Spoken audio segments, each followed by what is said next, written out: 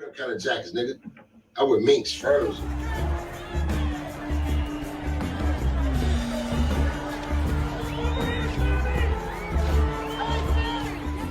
All right, it's cool. Like, you tough. All right, you tough. You a gangster. You a thug. Okay. But you told. You told. I give it to you. You a goon. But you a rat. You a raccoon. You told them. You said, I told them. You said you told them you had a 38. You know what I'm saying? So you worked. That's cooperating. You cooperated. But you did it. You cut a plea deal with them, though. You know what I mean? Because you feel like that was your best option. 1982 to be exact. We didn't get. See what they don't realize is, excuse me, 1983 to be exact. The actual war and the crime itself took place in 1983. We did 9 months of all the 83 and 282 into our case. See, every time we went to trial, court, I postponed. We postponed. Remember I told you we gonna bluff on them on trial. Yeah. So we were buying time. So all that time, we just growing in the county. Young niggas growing up in the county, beating shit up, tearing shit up. We tearing shit up at that motherfucker. So now, from that point, it's 84. 1983 going to 84. From 84 was our conviction. That was the preliminary you seen. That was the conviction. Okay, when you got convicted, that's when they sent y'all. PBS, all that's 84. That's what happened in 84. Okay. Now, this is what I want people to understand, especially these conspiracy theorist people out there. At this time, when you get convicted, especially in California, you go to CDC, you go to YA. I don't know, no matter where you go, it's because all that shit is treacherous. If you have any type of paperwork on you that you snitched on somebody, it's gonna hit that institution. Now I give you, I'm gonna help you out even better than that. Go ahead, Cal. Since you touched on that, you absolutely right. But look at the worsen of it. Me, Bonnie, and the BJ, Big Hook, we spoke about snitches or whatever, right? The first thing what happened was, from the time we got arrested in 10-8, you know who doing the paperwork in 10-8?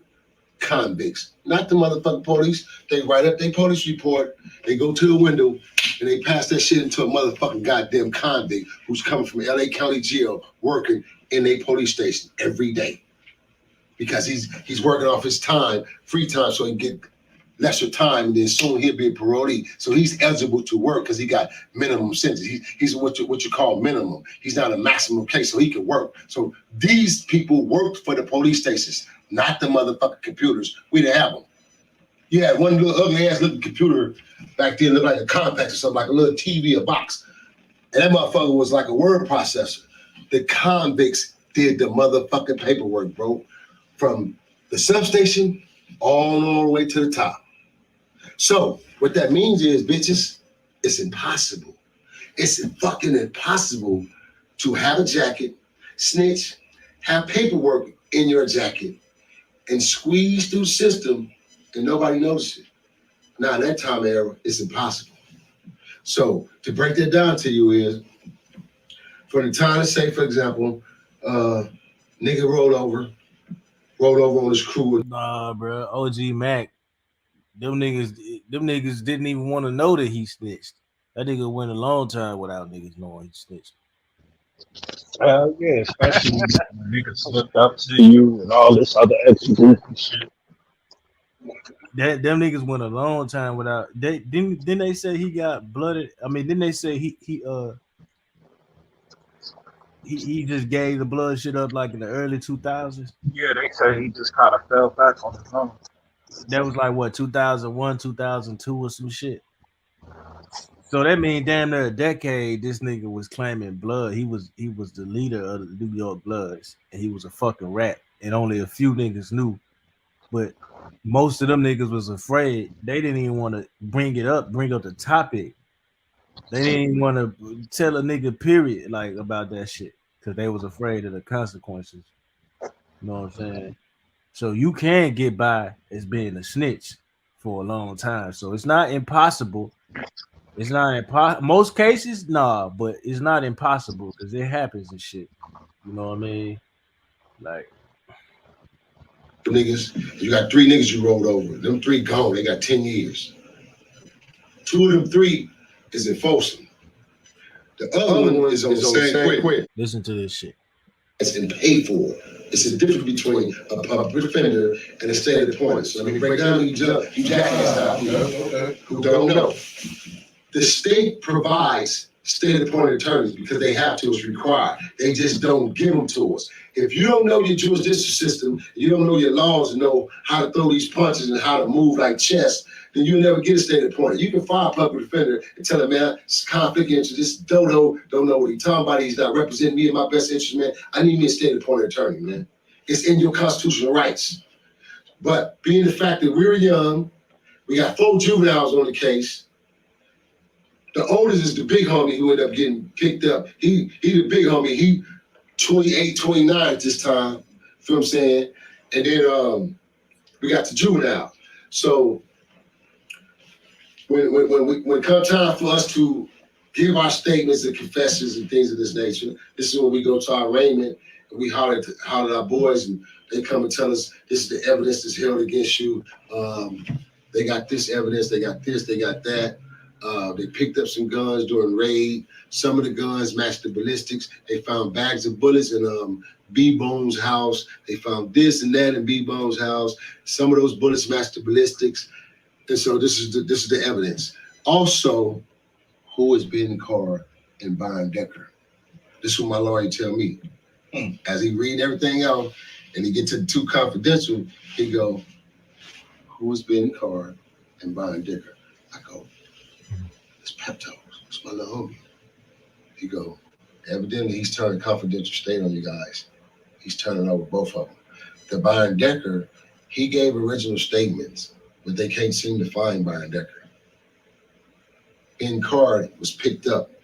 Remember I said the 5 guys got picked up? Yeah. He was one of the niggas got picked up before us. So when we going through the system, we wondering why we can't make contact with this nigga. Where he at? He gone. They'd already let him out, put him in the safe house. Feel me? We didn't know this until after once we got to our arraignment. Yeah. This when our attorneys tell me everything. So this when I finds out. He was the one on that Got on the stand exactly. with the fucked up eye. Yeah, I knew all of them. Yeah, well, you lie like a motherfucker, nigga. You didn't know us like that, nigga. Yeah. You didn't even know us like that. You a hillbilly. You didn't fucking know us like that, you dirty ass nigga. Fuck ass nigga, bitch ass nigga. Anywho, so I'm gonna play the video he talking about when he said the dude got on the stand. Hold on, right quick.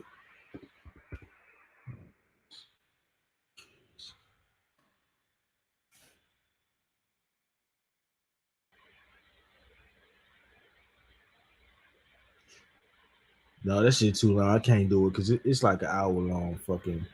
What that look like? He walked across several times. Out of that group, you represent the other? Yes, I did. Who's that? No, that shit too long, man. Yeah, what game you going? Oh, I found it. Hold on, right quick. Here it is, right here. Shit with the big eyes. They go the young nigga who snitched on him too. He was like 15 or some shit. They said Nino. See, this is the funny thing. Nino get this nigga a pass because it's like we ain't beat him up, we ain't do nothing to him. We didn't call him a snitch. He was like, because his mama coerced him and shit.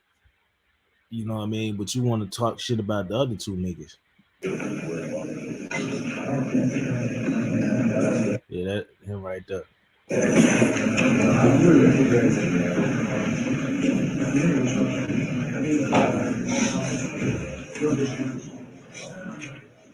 You belong to any gang? Yeah. What gang you belong to? Bye. How long you belong to that gang? 8 years. 8 years? You know any defendants in this case? The individual seated over the jury box. Yes. Just tell the court which ones you know.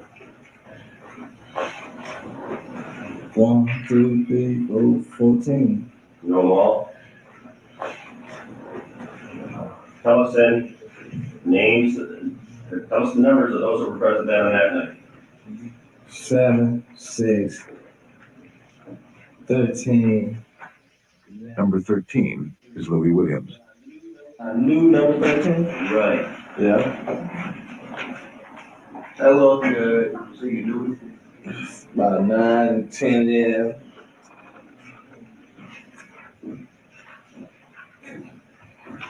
They're friends of yours? Hey, they said in the documentary, they said that the nigga Louis Williams. Hold on. They're friends of yours? 13. Number 13 is Louis Williams. I knew number. Right here, they saying that his mama saying that once them niggas found out that he snitched and he went back to the hood, he said they started trying to do like gay shit with him, like literally like gay shit, like talking to him like he gay and like, you know what I mean, like all kind of weirdo shit. And these niggas supposed to be bloods and shit. 13? Right. Yeah. Hello, good. So you knew About 9, 10, yeah.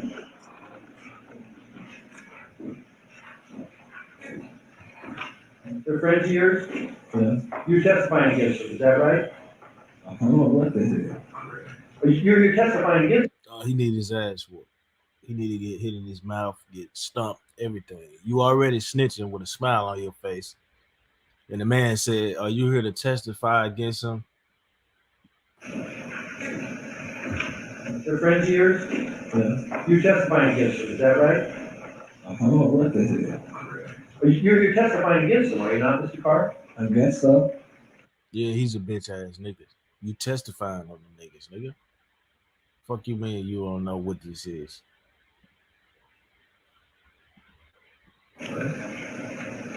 You're putting them in a position where they're gonna have to bear some criminal responsibility, is that right?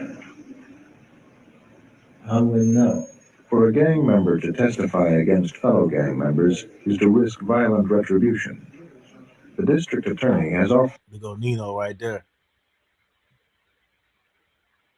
This right after he got out of YA Youth Authority. I think he said he did 7 years in Youth Authority for a shooting. And then he got out when he was 21. Then he went right back in 6 months for this shit right here. And I think he said he had to do 7 years, 7 more years off this shit. To relocate this witness, Benny Carr, in a secret location. Louis finds out that the next witness is a deputy who is about to read from a statement Louis Yeah, let me finish playing the video. has offered to relocate this witness, Benny Carr, in a secret location. But Louis wasn't the only defendant to give a statement. So did Curtis Johnson. Come down to the county jail. That's when they visit us at the county jail and say, yeah, PBS is doing a research story, and they're doing a research on behavior patterns. Remember earlier when I was talking to you about the chemicals and the chemical time when this shit created and started. So this was what they used on us. Now, me being the oldest and me being the shot caller, you know, the leader basically, I gave the green light because none of my homies would have went and did interviews if I would have said it's cool. I thought it was cool because when he told what he said to my attorney, and then my attorney told me that it's cool. So I just took the advice of my attorney and said, all right, well, I'll do the interview. So when he told us that it was cool, we did the interview. So that's why you've seen us on the dot, and you've seen about 6 or 7 of us on the interview, and then they didn't show the rest of us. No, they didn't. But all of us did the interview, damn near, all of us. They didn't show everybody. They just showed the significance. And that documentary was very one-sided. Yeah, so what I'm saying, Yeah. he the hero. Yeah.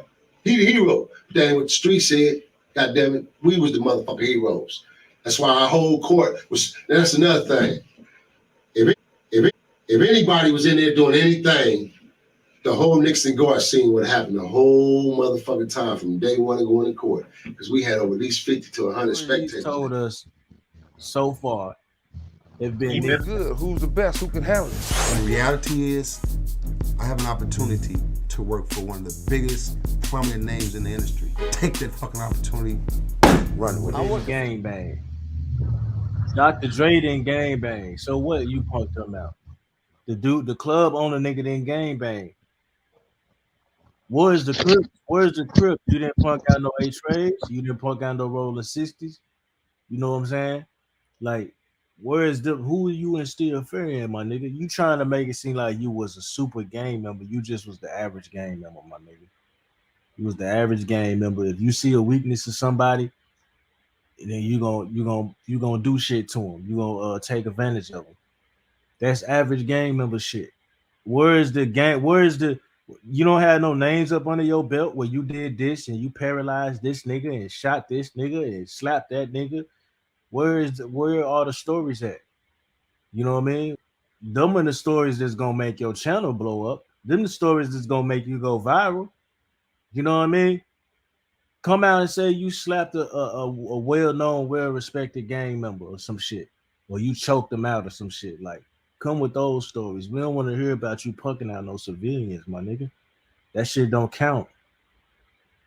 The average nigga, when he got a confrontation with a gang member, the average nigga that don't gang bang, he gonna be thinking to himself like, damn, this nigga got 20 niggas with him.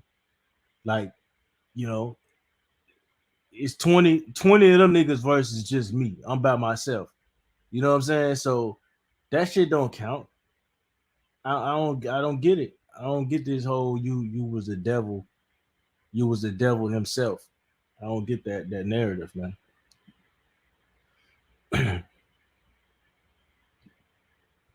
Yeah, subscribe button, man. I didn't want to fucking go here today, man. I really came on to give y'all a great segment, but I give it back to y'all. We'll pick up, man. But today, man, I had to give y'all this final chapter because I'm not speaking on this shit ever again.